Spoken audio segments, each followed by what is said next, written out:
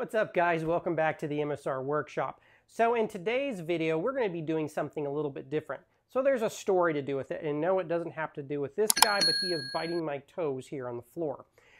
So the story goes like this. I grew up as a kid in California. One thing me and my dad enjoyed doing was shooting air pistols in our backyard. So I have thought that it would be a fun thing for me and my kids to do now that they're getting a little bit older. So today we are going to be making a pellet gun trap.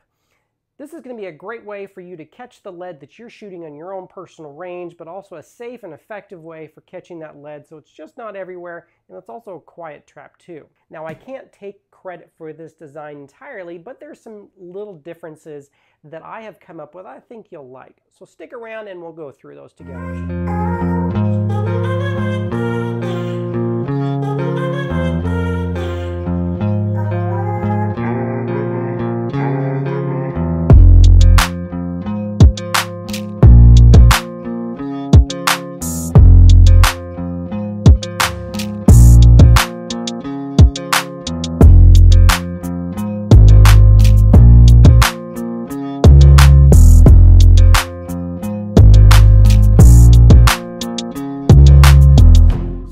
Gun trap today we are going to be making consists of a Tupperware that I picked up at Lowe's, and I will leave links and general pricing for all of this stuff so you kind of know the costs on it. This is going to be fairly low cost alternative to some of the more expensive traps that you're going to be buying, and I think this is going to be actually quite a bit better. Now today we are going to be using this Tupperware that I picked up at Lowe's. This is a 17-gallon project source, and it comes in this bright yellow color. Now they have a black there I believe, but I kind of like this yellow.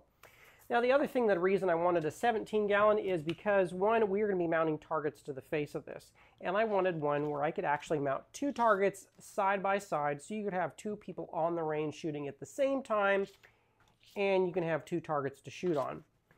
Next thing we're going to be doing is using these guys here. They're about $4 for a pack of 2 of them, and they are little clips. These are what we're going to use to attach our targets to the face of this Tupperware here. So I have got 2 packages of them.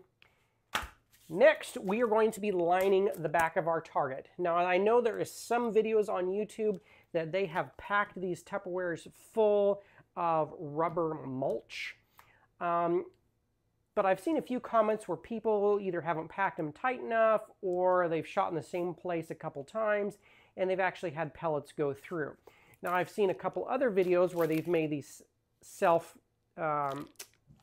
these pellet traps with this stuff here, which is called Duct seal. You can buy it in 5-pound bricks. Today I'm going to be using 15 pounds of it. I don't know if that's going to be too much or not enough, but we are going to be coating the back side of the pellet trap. Pellets will actually stick in these. It actually makes for a very quiet trap as well. So we're going to give that a shot. And lastly, with our trap today, we are going to be lining the back and possibly the sides, we'll kind of see as we get into this, with this MDF. Now you can make the trap entirely out of MDF or plywood or whatever, but this is going to be left outside and I don't want it to get in the elements, and you know, MDF gets wet, it soaks up water like a sponge and it would completely ruin this. Now the Duct seal is waterproof and it won't be hurt in the rain, but having a plastic box like this where it can completely protect it from the elements, I think it's going to be a better option. So let's open this Tupperware up, kind of do some measuring and get into the build. So I've got the lid of this off here and I'm going to measure the actual bottom dimensions because the bottom or the sides of this are a little bit tapered. And this doesn't have to be perfect. So 21.5 here. And we are at, oh, let's just say 13. So let's see, 21.5. Get a pencil here.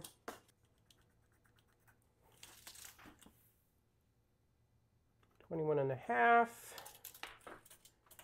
And we'll just go ahead and rip this on the bandsaw. You can use a jigsaw, skill saw, whatever you got available. MDF does cut really nice and easy. So I'm going to go ahead and set my bandsaw fence up.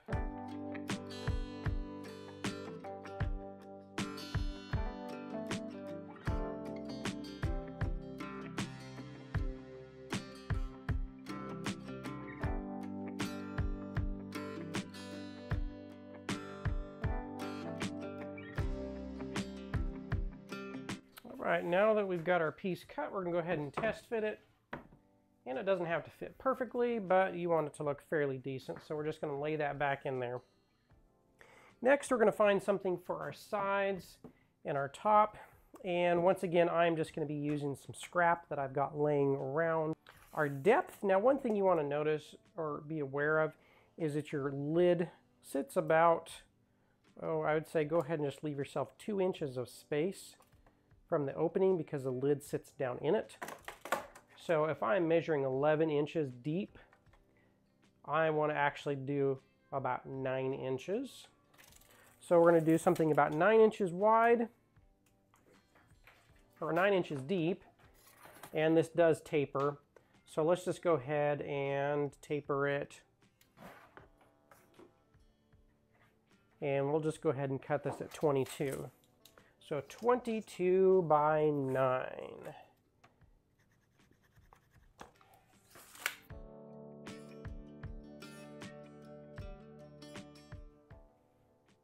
So once you've got your 2 pieces cut to length, go ahead and set those inside, and you'll notice that the sides taper out a little bit too. That's really okay.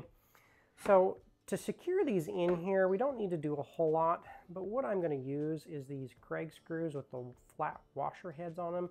They're nice and short, they got a really coarse thread, and they'll just blend in from the outside. So I'm actually going to screw them from the outside in just to grab these and kind of keep this from flopping over on us.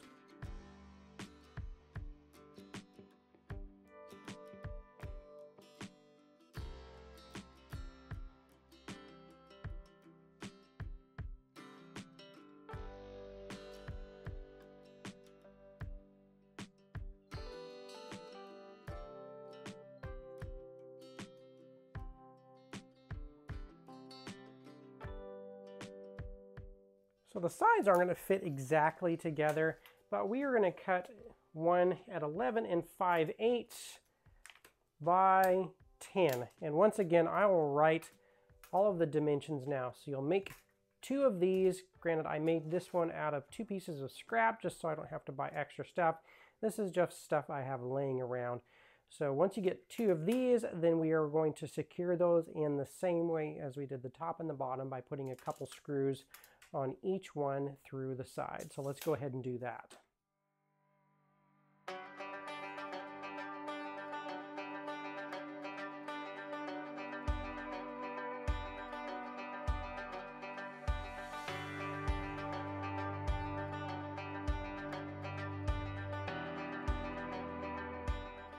All right, this last little part is we are going to line the inside of our box with this. Now I would recommend going ahead and wearing gloves because this stuff is kind of sticky. And see if I can get this out. Just to kind of keep the sticky stuff from getting all over your fingers. Don't be afraid to just start molding this into the bottom. And this is what's going to stop our pellet round.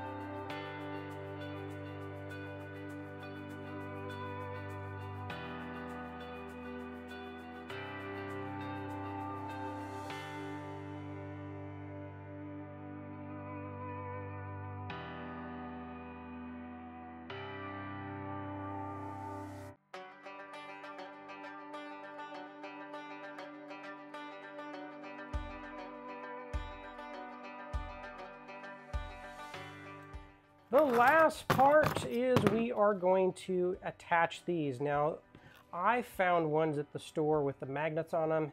You don't have to use the magnet ones. If you can find ones with just the holes, you can just screw them on. But since the magnets have such a big surface here, that would make a nice gluing surface here. So I'm going to go ahead and glue these on, and we'll just use a 2-part epoxy, or this is JB Weld that I had sitting around. Either one works.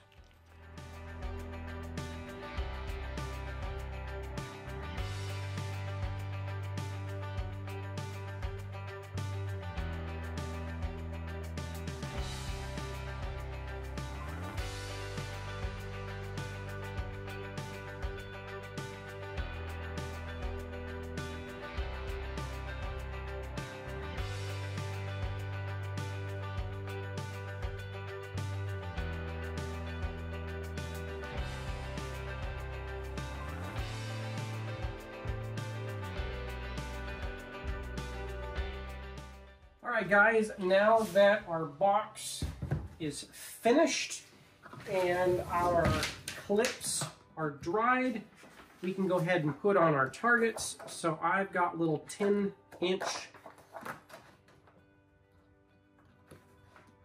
color changing glow targets. You know, when you shoot them, the paint kind of wears off and then you can see them. So let's get out to the range.